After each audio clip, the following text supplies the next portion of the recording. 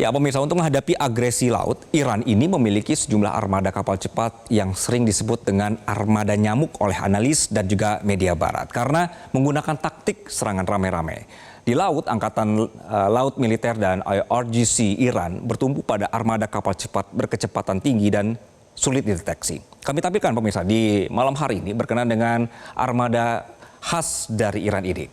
Nah, ini paling tidak ada 3 kelompok pemirsa armada kapal cepat yang dimiliki Iran, yakni kapal rudal besar yang membawa rudal anti kapal jarak menengah. Contohnya adalah kapal kelas Tondar dan juga Sina. Ini kami tampilkan pemirsa. Kemudian rudal kapal kecil yang merupakan generasi terbaru diantaranya Haidar 110 dan Pekap dan Zulfikar atau juga Zulfikar yang juga dilengkapi rudal anti kapal dan sistem radar. Serta digunakan untuk serangan cepat dan presisi tinggi.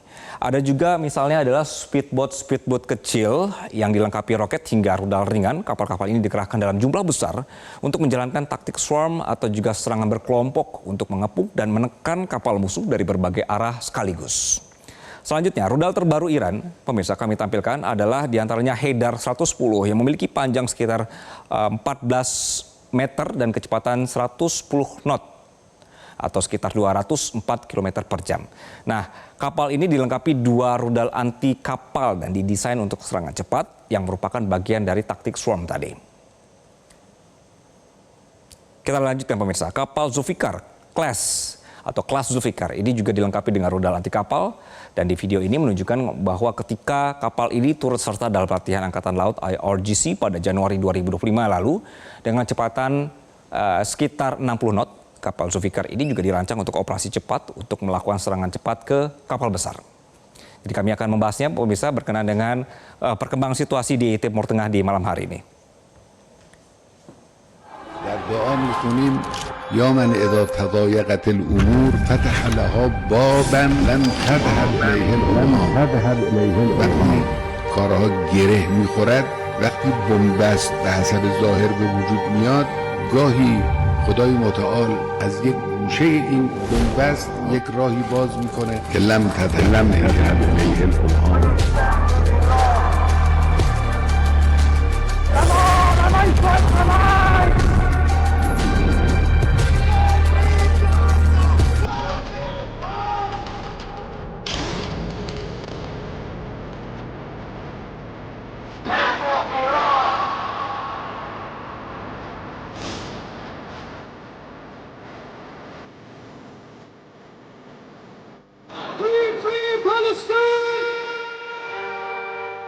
Ya, pemirsa, perwakilan dari Amerika Serikat dan Iran dijadwalkan akan bertemu di hari ini. Ini adalah berkenaan dengan putaran kedua untuk negosiasi. Kami akan membahasnya dan perkembangannya bersama analis Timur Tengah Hasibullah Satrawi dan Guru Besar Hukum Internasional FH UGM Heribertus Jaka Triana.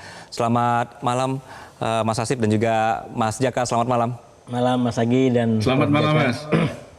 Ya, oke, terima kasih sudah bergabung bersama kami juga Mas Jaka. Jadi saya ke Mas Hasib dulu. Kita tadi mendengarkan laporan rekan kami dari Islamabad ya, bahwa perwakilan Amerika akhirnya belum ada juga yang confirm hadir. Padahal kita tahu sebelumnya ada JD Vance yang sudah mau ke sana begitu ya.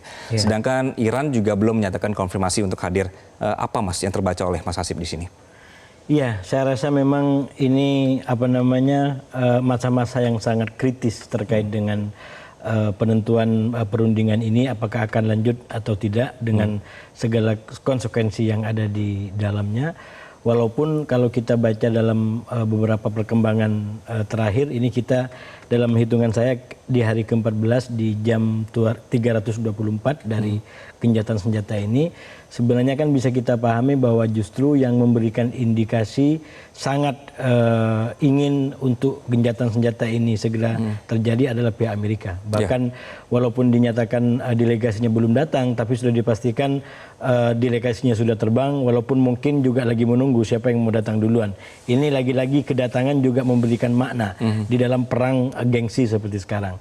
Nah, sementara dari sisi Iran saya melihat memang dia komitmen dengan syaratnya, yaitu yang pertama bahwa dia minta agar blokadenya dibebasin oleh Amerika termasuk kapalnya yang ditahan, dan yang kedua syaratnya itu adalah meminta agar pernyataan-pernyataan Donald Trump itu kalau kata orang kita mungkin tidak asal ceplos lah gitu. Oke. Tidak selalu kasar umpan ini umpan apa namanya sampaikan dendam sana sampaikan ancaman sana sini provokasi sana sini yang akhirnya membuat mungkin dalam kebudayaan di Iran itu dianggap kurang pas. Oke. Nah oleh karena itu saya melihat Pakistan sebagai mediator cukup kewalahan menurut saya, cukup punya tantangan menghadapi adu gengsi yang berlangsung bahkan sampai di menjelang hari terakhir ini. Ini kan jadwalnya direncanakan jam 12 atau siang waktu Pakistan. Sekarang juga sudah mulai menjelang sore waktu sana. Jadi sekali lagi ini menunjukkan bahwa adu kuatnya, adu gengsinya ini masih sangat kuat dilakukan oleh kedua belah pihak. Walaupun sekali lagi yang justru menunjukkan tangan di atas atau menjadi penentu syarat itu adalah Iran, karena sekarang yang menentukan syaratnya adalah Iran dan Iran tidak mau datang selama syarat itu belum dipenuhi. Bahkan kurang lebih jam 3 tadi saya ikutin Mas, jam 3 waktu sini itu sempat banyak berita bahwa 2 delegasi kayak semacam pengantar atau pendahuluan dari 2 negara sudah datang, tapi kemudian ada bantahan dalam waktu yang cukup cepat dari pihak Iran bahwa belum ada keputusan apapun dari Iran untuk datang atau tidak. Bahkan tidak ada delegasi apapun yang datang dari negara kami, mau pendahuluan mau yang inti belum ada yang datang. Nah yang terbaru malah menaik menurut saya tonnya, eskalasinya, yaitu dengan menyatakan bahwa kami juga siap kalau harus dimulai lagi dengan perang kembali. Jadi ini sekali lagi situasi yang sangat panas di ujung waktu dan kita belum bisa memastikan apakah ini akan terjadi perundingannya atau tidak. Walaupun kabar baiknya menurut saya ini deadline-nya disampaikan kurang lebih jam 3.30 Rabu atau Kamis dini hari. Waktu Jadi, Pakistan ya? Waktu Pakistan. Jadi kurang lebih masih ada 24 jam lagi yang bisa dijadikan penentu bagi perundingan ini. Oke, saya ke Mas Jaka. Mas Jaka, laporan dari media Iran ini mengungkapkan masalah blokade laut, tadi sudah sempat disampaikan oleh Mas Hasib, ini merupakan hambatan yang mendasar di nego begitu ya, dan masalah ini sudah disampaikan lewat Pakistan. Menurut Anda, kenapa Amerika ini bersikukuh memblokade laut Iran, meski ini sebenarnya mengancam negosiasi tersebut? Yang pertama, Amerika memainkan strategi escalate to de-escalate. Artinya apa? Ini adalah bluffing, gertakan yang saya kira ini adalah model gaya politiknya Donald Trump. Ketika dia memberi ultimatum, maka dia akan memberikan tenggat waktu. Sehingga ini menjadi sebuah pressure untuk masing-masing pihak untuk segera dapat berunding, dan ini sebenarnya adalah permainan opini supaya channel-channel diplomatik, tenggat-tenggat itu terpenuhi sehingga mereka bisa ketemu dan bisa mendiskusikan terkait dengan gencatan senjata ataupun hal-hal yang bisa dihasilkan di dalam perundingan Islamabad Talks yang kedua. Saya kira perang urat saraf ini masih berlangsung sampai nanti akan detik-detik terakhir yang endingnya saya meyakini bahwa karena kedua belah pihak sama-sama keras, sama-sama mempertahankan eksistensinya, pihak ketiga yaitu mediator Pakistan akan menawarkan semacam rujukan-rujukan yang bisa menyelamatkan dua muka yang sedang berperang supaya mereka tidak kehilangan muka. Jadi masih ada waktu sekitar 1 hari untuk nanti kita bisa melihat detik-detik terakhir bagaimana kedua belah pihak itu akan bertemu, mendiskusikan dan juga meredefinisikan gencatan senjata tahap pertama. Oke, Mas Jaka, kalau begitu berarti ini apakah menunjukkan deadlock diplomasi dan sulit dipecahkan?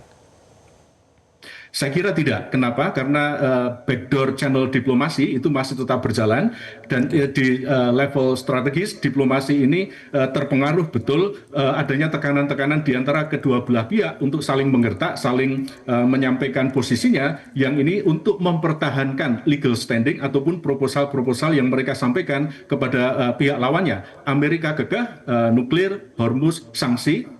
Dengan 3 hal utama ini menjadi pokok persetujuan yang harus dipatuhi oleh Iran, tetapi Iran juga kekeh mempertahankan terkait dengan nuklir, terkait dengan Hormuz dan juga terkait dengan sanksinya, sehingga tarik ulur ataupun equilibrium titik temu itu menjadi sebuah hal yang nanti pasti akan dikomunikasikan, akan direaktualisasikan, sehingga kemungkinan besar yang terjadi adalah terkait dengan redefinisi ataupun pengurangan-pengurangan kesepakatan-kesepakatan terhadap 3 hal utama ini yang nanti semoga ini bisa menjadi titik temu untuk Amerika dan Iran itu bertemu sehingga peperangan tidak terjadi. Oke, Mas Jaka, selain soal laut juga adalah soal program nuklir Iran ya, begitu yang kemudian ini poin dari Iran yang kemudian dari kesepakatan pertama ini sebenarnya tidak mau dikurangin begitu. Menurut Anda ini bagaimana masa depan dari kesepakatan ini ketika juga sebenarnya ini haknya Iran untuk punya program nuklir? Saya kira memang Iran memiliki satu argumen yang kuat. Kenapa? Karena yang namanya program pengayaan nuklir itu kan menjadi sebuah standar ganda di dalam hubungan internasional saat sekarang. Bagaimana negara-negara maju, misalnya Amerika, misalnya Rusia, India, itu kan juga punya program serupa. Tapi kenapa Iran itu juga punya hak itu tetapi dicurigai dan diberikan sanksi? Saya kira asas non-diskriminasi dalam pengembangan nuklir untuk persenjataan itu menjadi sebuah isu besar yang dapat digunakan sebagai posisi tawar untuk sekali lagi meredefinisikan kepentingan nasional Iran, ketahanan nasionalnya Iran, dan bagaimana dengan isu nuklir ini Iran dapat memanfaatkan itu sebagai saluran diplomasi untuk mempertegas posisi ideologi, politik pertahanan, keamanan Iran sebagai sebuah negara berdaulat. Oke. Mas Hasib, Iran punya hak kan untuk program nuklir ini dan juga memasukkan poin ini dalam kesepakatan dong? Iya, sebenarnya kalau kita baca view-nya lebih utuh, saya malah melihat persoalan-persoalan utamanya justru tidak terlalu terletak pada isu-isu yang paling krusial. Paling tidak semuanya. Kalau kita ikutin beberapa berita, kan sebenarnya sudah ada progres. Nah mungkin itu yang dianggap oleh Amerika, oleh Donald Trump bahwa ini akan menjadi alasan untuk akan tercapai deal. Misalkan soal nuklir itu sudah mulai ada wacana titik tengah, misalkan 10 tahun atau berapa tahun. Kan ini cuma soal waktu. Dan yang kedua soal Hormuz menurut saya itu malah bukan inti perangnya. Jadi kalau kemudian Trump datang ke Amerika dengan menyatakan Hormuz telah dibuka, justru akan kontraproduktif karena perangnya sebelum perang Hormuz nggak ada masalah, kok sekarang malah setelah perang justru. Jadi itu tidak akan menjadi isu yang produktif. Nah justru saya melihat justru kendalanya ini lebih kepada kayak semacam komunikasi dan terutama mungkin dalam konteks kebudayaan yang berbeda. Misalkan begini, kalau dalam konteks Amerika kan sudah pasti orang komunikasi terutama di level presiden seperti Donald Trump itu ada target audiens utama, yaitu adalah publiknya sendiri, kemudian rakyatnya sendiri yang dalam beberapa bulan akan katakanlah mengadakan atau menghadapi pemilu. Jadi itu konteksnya. Oleh karena itu apa yang disampaikan oleh Donald Trump, pertama harus dipahami dalam konteks kebutuhan audiens di internal Amerika. Yaitu bahwa dia ingin kelihatan meyakinkan, ingin kelihatan kuat, strong, dan tidak lembek.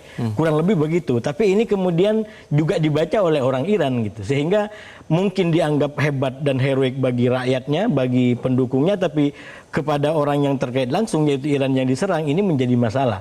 Jadi di situ aja udah ketahuan di mana titik persoalannya. Di Iran juga sebenarnya kurang lebih sama. Dia memiliki konteks katakanlah masyarakatnya yang berduka sedalam-dalamnya atas semua yang dialami. Dia kecewa sedalam-dalamnya atas semua yang dialami. Soal perundingan berkali-kali dikhianati, soal kemudian serangan yang membabi buta seperti itu, tokoh-tokohnya hancur.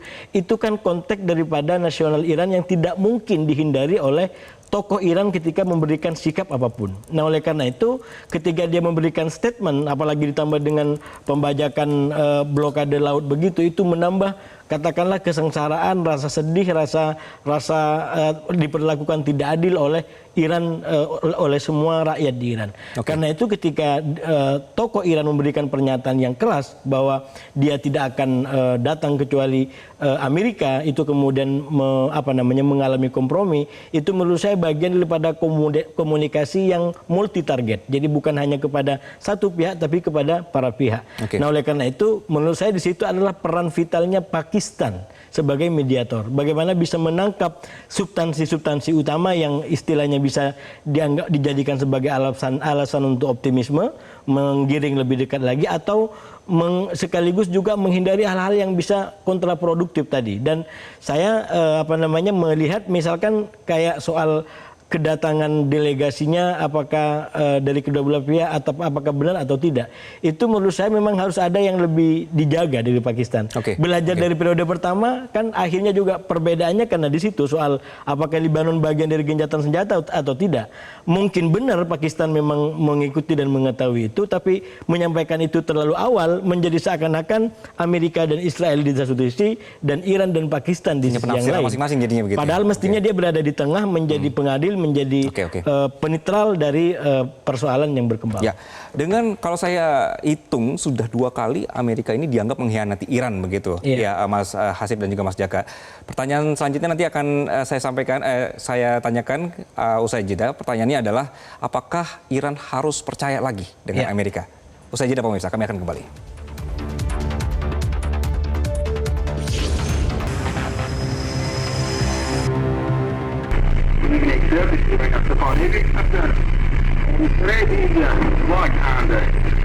From that before that, and there is no any permission for you to from over Suez. You are ordered to go back to your departure immediately. You are ordered to go back to your departure immediately. You get my message?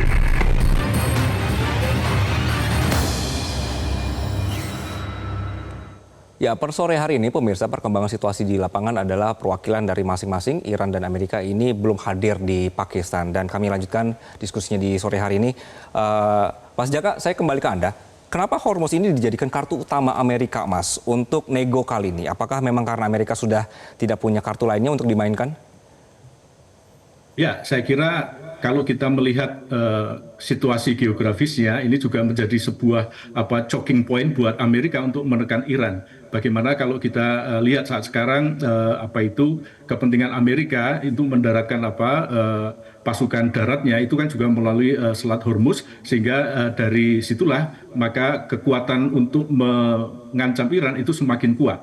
Nah, tetapi kita juga harus melihat bahwa Iran itu juga memiliki keuntungan geografis terhadap Selat Hormuz. Bagaimana kalau kita lihat saat sekarang, yang namanya Selat Hormuz itu panjangnya cuma 33 km dan sempit. Sehingga kalau kita lihat kekuatan militer Amerika yang mengandalkan kapal induk dan lain sebagainya, pasti manuvernya akan sangat sempit di sana. Sehingga ini memberi kepentingan kemanfaatan militer yang luar biasa buat Iran. Lalu yang kedua, kedalamannya. Kalau kita lihat secara geografis, kedalamannya sekitar 50 sampai 60 meter, sehingga kapal-kapal selam Amerika tentu tidak bisa melakukan stealth atau siluman attack terhadap kepentingan Iran. Ini tahu persis Iran memanfaatkan ini. Sehingga sekali lagi ibarat ini rumah punya gang sempit gitu ya, rumah kita mau diserang, ya enak saja penggunaan Selat Hormuz untuk kepentingan militer Iran. Tetapi Amerika juga siap dengan serangan yang mematikan, yang saya kira eskalasinya pasti akan sangat besar. Tetapi kerugian ekonomisnya itu juga pasti akan sangat besar, terutama untuk Amerika. Kita bisa melihat platform yang gede diserang dengan kumpulan yang kecil-kecil, tapi mematikan itu kan meruntuhkan ketangguhan teknologi yang menimbulkan korban jiwa yang dapat dipersepsikan sebenarnya dapat diserang dan lemah. Sehingga kita juga bisa berhitung keuntungan, kerugian asimetris yang terjadi terhadap penggunaan Selat Hormuz.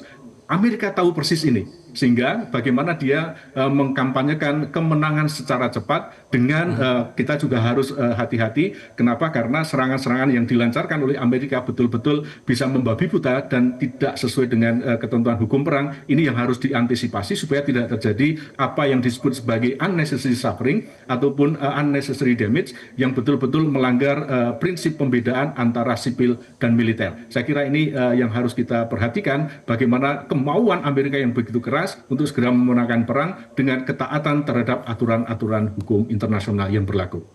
Oke, Mas Jaka, apakah ini sikap Amerika sekarang ini karena dia harus, dalam tanda kutip, yang harus menang karena banyak sekali semacam tekanan ke Amerika, terutama misalnya adalah sekutu Amerika dan Zionis ini seperti UEA mengecam Trump atas dampak agresi ke Iran terhadap ekonomi dan memperingatkan mereka untuk transaksi keuangan dalam yuan jika Federal Reserve ini tidak menetapkan jalur pertukaran mata uang dengan bank sentral. Apakah ini termasuk tekanan ya, Mas?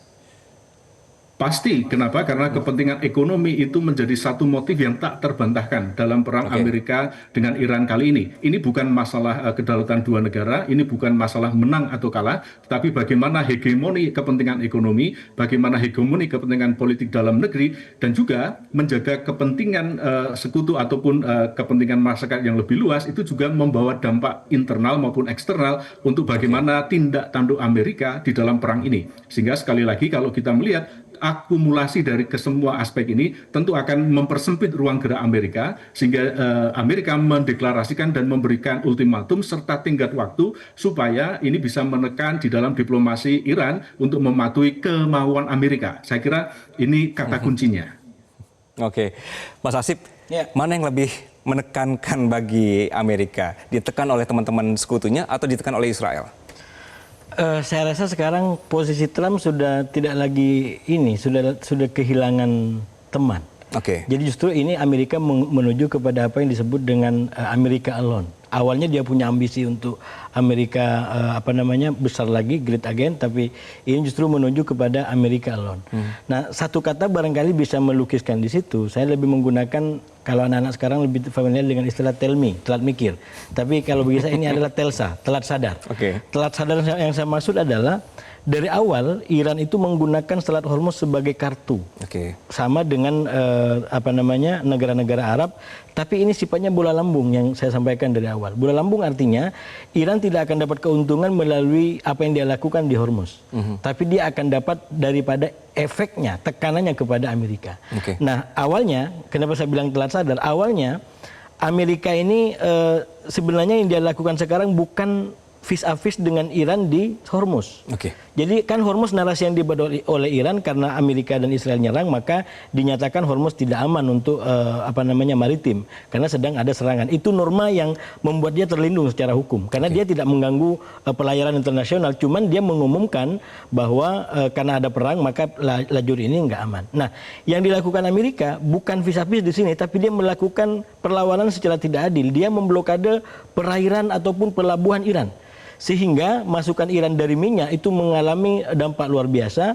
Kalau salah satu koran beberapa hari yang lalu di Timur Tengah menghitung kurang lebih 150 juta per hari yang didapat oleh Iran dari minyaknya, ekspor minyaknya. Baik. Dan itu akan hilang gara-gara blokade laut yang dilakukan oleh Amerika ini. Yeah. Nah, lagi-lagi saya bilang telat sadar, kalau Amerika lanjut dengan ini, dia menghadapi lebih besar ancaman dari Iran, yaitu kalau Iran nanti melakukan serangan terhadap katakanlah pelabuhan-pelabuhan di Arab Teluk. Dengan logika bahwa semua pangkalan Amerika itu dibangun berdasarkan tadi disampaikan oleh narasumber di Metro hari ini kalau nggak salah dari Iran, bahwa seluruh alat yang digunakan untuk membangun di alat teluk itu adalah melalui Selat Hormuz. Oke. Jadi oleh karena itu menjadi sah bagi Iran untuk menyerang pelabuhan-pelabuhan katakanlah di Arab Teluk. Kalau ini yang terjadi, maka Amerika akan betul-betul digigit oleh orang-orang Arab Teluk sendiri dan mungkin hadiah hadiah pesawat yang diberikan oleh Qatar bisa ditarik lagi itu. Oke. Karena sekali lagi dia tidak lagi menjadi partner yang strategis ke depan, dia justru bisa membawa ancaman bagi kawasan, bagi perdamaian kawasan dan ketentraman kawasan. Oke, saya ke Majaka dengan pakai bahasanya Mas Hasib, digigit oleh teman-temannya sendiri dan posisinya sangat tidak menguntungkan. Apakah Iran masih bisa percaya Amerika dalam kesepakatan besok atau juga kesepakatan berikutnya? Percaya atau tidak itu adalah hal yang lain. Kenapa? Karena memang sejak awal masalah trust issue itu menjadi hal yang paling fundamental sehingga menjadi deadlock yang menyebabkan masing-masing pihak itu saling kekeh. Kenapa? Karena memang para pihak itu tidak percaya satu dengan yang lainnya. Yang saya kira ini juga harus dijembatani oleh Pakistan untuk nanti meremedi situasi ini kalau misalnya pertemuan kedua dapat dijalankan. Saya kira apa yang dilakukan oleh Amerika itu konsisten bahwa tidak pernah menepati janjinya. Saya kira ini juga masalah gede. Sehingga Iran pun mengambil posisi bahwa ini harus kencang, ini harus gagah dan harus hati-hati. Sehingga sekali lagi masalah isu itu akan menjadi confidence building sebelum mereka bertemu untuk yang kedua kalinya.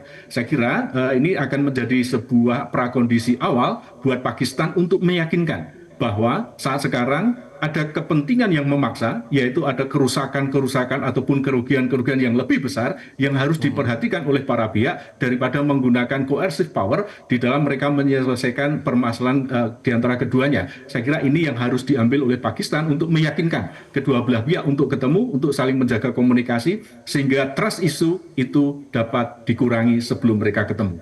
Oke, kita masih punya waktu 24 jam sampai melihat nanti apakah dua delegasi perwakilan negara Iran dan juga Amerika akan hadir di Pakistan.